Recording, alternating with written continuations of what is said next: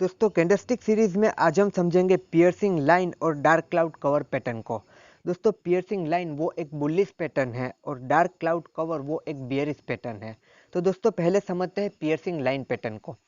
दोस्तों जैसा कि आप यहाँ पर देख पा रहे हैं कि एक डाउन ट्रेंड के बाद बॉटम पर पहले एक आपको रेड कैंडल बनती दिखती है और उसके बाद एक ग्रीन कैंडल बनती है। दोस्तों ये जो रेड कैंडल बनती है उसके बाद आपका गैप डाउन ओपनिंग होता है और उसके बाद एक ग्रीन कैंडल बनती है जो कि ऊपर की तरफ चलती है।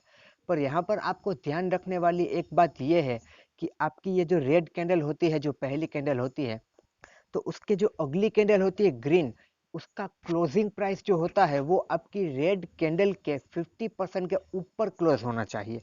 मतलब कि रेड कैंडल का यहाँ जो 50% है, मतलब ये जो हाफ कैंडल है, इसके ऊपर अगली ग्रीन कैंडल का क्लोजिंग होना चाहिए, तभी इसे पियर्सिंग लाइन कैंडल माना जाएगा और तभी ये एक स्ट्रॉन्गेस्ट कैंडल की तरह काम करेगी। अदरवाइज ये आपकी यहाँ पर पियर्सिंग लाइन नहीं कहलाएगी। अगर रेड कैंडल के 50% के नीचे अगली कैंडल का क्लोज है तो आप इसे पियर्सिंग लाइन नहीं मान सकते, ये उतना स्ट्रॉन्ग काम नहीं करेगी। तो जब भी आप ये पैटर्न देखें तो आपको सबसे पहले देखना है कि दो कैंडल इस तरह से बन रही है, एक पैरेलल रेड और उसके बाद गैप डाउन होने के बाद एक ग्रीन कैंडल, और वो ग्रीन कैंडल अगली कैंडल के 50% के ऊपर क्लोज होनी चाहिए, तभी आपको यहाँ पर एक बाइंग का सिग्नल मिलता है। दोस्तों अब समझते हैं डार्क क्लाउड कवर पैटर्न को। दोस्तों आप यहाँ पर देख सकते हैं कि dark cloud cover pattern piercing line से बिल्कुल ही उल्टा है। पियर्सिंग लाइन में पहले रेड थी, उसके बाद एक ग्रीन कैंडल बनती थी, पर डार्क क्लाउड कवर में पहले ग्रीन कैंडल बनती है, उसके बाद एक रेड कैंडल बनती है।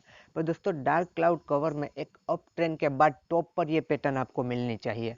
अगर ये पैटर्न आपको टॉप पर मिलती है तो उसके बाद आप एक डाउन ट्रेंड एक्सेप्ट कर सकते हो। तो दोस्तों यहाँ पर आपको पहले ग्रीन कैंडल बनती है, ग्रीन कैंडल के बाद दोस्तों गैप अप ओपनिंग होता है। गैप अप ओपनिंग होने के बाद आपकी ये जो रेड कैंडल होती है इसका क्लोज आपकी जो पहली वाली ग्रीन कैंडल है उसके 50% के नीचे क्लोज होना चाहिए, जैसा कि पियर्सिंग लाइन में होता था। तभी आप इसे डार्क क्लाउड कवर पैटर्न मान सकते हैं और इसे एक स्ट्रॉन्ग बियरिश साइन मान सकते हैं, और उसके बाद आपको एक डाउन ट्रेंड देखने को मिल सकता है। दोस्तों काफ़ी बार कैसा होता है कि कई सारे लोग ऐसे यहाँ पर पहली एक ग्रीन कैंडल देखते हैं और उसके बाद तुरंत ही वहाँ पर गैप अप ओपनिंग होता है, तो शुरुआत में तो वो कैंडल आपको ग्रीन लगेगी और वहाँ पर वो ट्रेड बना लेते हैं, पर फिर ऐसी ये रेड कैंडल बन जाती है और फिर आपका पैसा लॉस हो जाता है। तो आपको पहले कंफर्मेशन का ज़रूर से वेट करना चाहिए। आपको कोई पैटर्न बनती दिखे बाद में ही ट्रेड करना चाहिए। तो कभी भी ऐसे कोई एक पैटर्न या कोई एक कैंडल को देख के ट्रेड ना बनाए। आपको सही से पैटर्न को फाइंड करना है और वहाँ पर कंफर्मेशन भी लेनी है। तो दोस्तों यहाँ पे डार्क क्लाउड कवर में आपको टॉप पर ये पैटर्न दिखनी चाहिए और पहले एक ग्रीन, उसके बाद गैप अप ओपनिंग होने के बाद एक रेड कैंडल ऐसी मिलनी चाहिए जिसका क्लोजिंग अगली कैंडल के 50% के नीचे होना चाहिए। उसके बाद कंफर्मेशन मिलने के बाद आप एक डाउन ट्रेंड एक्सेप्ट कर सकते हैं। तो चलिए दोस्तों इन दोनों पैटर्न को चार्ट में देख लेते हैं। दोस्तों आपके रियल ट्रेड में ये बिल्कुल ज़रूरी नहीं है कि ये दोनों कैंडल आपको ऐसी ही दिखे।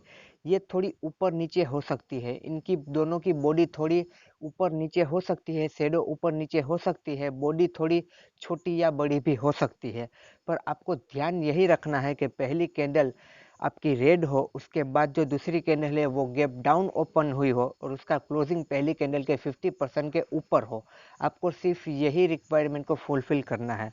तो दोस्तों यहाँ पर आप देख पा रहे हैं कि हमारा यहाँ पर कंफर्मेशन हम कहते कैसे लेते हैं। कंफर्मेशन लेने के लिए ये जो हमारी ग्रीन कैंडल है उसके बाद की अगली कैंडल है उसका क्लोजिंग इसके हाई के ऊपर क्लोज होना चाहिए, जैसा कि यहाँ पर हो रहा है। तो आप यहाँ पर सिंपली एंट्री ले सकते हैं और आपको देखिए आपको स्टॉप लॉस अपना कहाँ लगाना है। हमारी ये जो कैंडल होती है इसके लो पर यहाँ पर आपको अपना स्टॉप लॉस प्लेस कर देना है और जब तक यहाँ पर आपको एक बुलिश मोमेंटम दिखता है आप वहाँ पर ट्रेड में बने रहिए और उसके बाद अपना स्टॉप लॉस ट्रेल कर लीजिए ताकि आप ज़्यादा से ज़्यादा प्रॉफिट कमा पाएँ। दोस्तों अब देख लेते हैं डार्क क्लाउड कवर पैटर्न को कि डार्क क्लाउड कवर चार्ट में कैसी दिखती है और वहां पर आप उसे देखकर कैसे ट्रेड ले सकते हैं। दोस्तों जैसा कि आप देख रहे हैं कि एक अप ट्रेंड के बाद आपको टॉप पर पहले एक ग्रीन कैंडल मिलती है, उसके बाद गैप अप ओपनिंग होती है और एक बड़ी सी रेड कैंडल बनती है और इस रेड कैंडल का जो क्लोज है वो अगली कैंडल के 50% के नीचे क्लोज हुआ है। मतलब कि ये एक डार्क क्लाउड कवर पैटर्न है। तो हमें यहाँ पर टॉप पर डार्क क्लाउड कवर पैटर्न मिल गई है, पर हमें यहाँ पर तुरंत ट्रेड नहीं बना लेना है, हमें यहाँ पर पहले कंफर्मेशन देखनी है। तो दोस्तों कंफर्मेशन देखने के लिए आप उसकी अगली कैंडल देख सकते हैं, और अगली कैंडल का जो क्लोजिंग होता है वो हमारी पहले की कैंडल की जो यहाँ पर ये लो है, ये लो इसके नीचे क्लोज होना चाहिए, तभी हमें यहाँ पर कंफर्मेशन मिलती है। तो आप यहाँ पर देख सकते हैं कि यहाँ पर हमें कंफर्मेशन मिल गई है। तो दोस्तों यहाँ पर आप सिंपली ट्रेड बना सकते हैं। अगर आप इस ट्रेड में ऑलरेडी है तो आप यहाँ ट्रेड से निकल सकते हैं। अगर आप फ्रेश पोजीशन बनाना चाहते हैं तो आप इस स्टॉक के पुट बाय कर सकते हैं, या फिर आप इस स्टॉक को शॉर्ट कर सकते हैं, यानी कि स्टॉक बेच सकते हैं।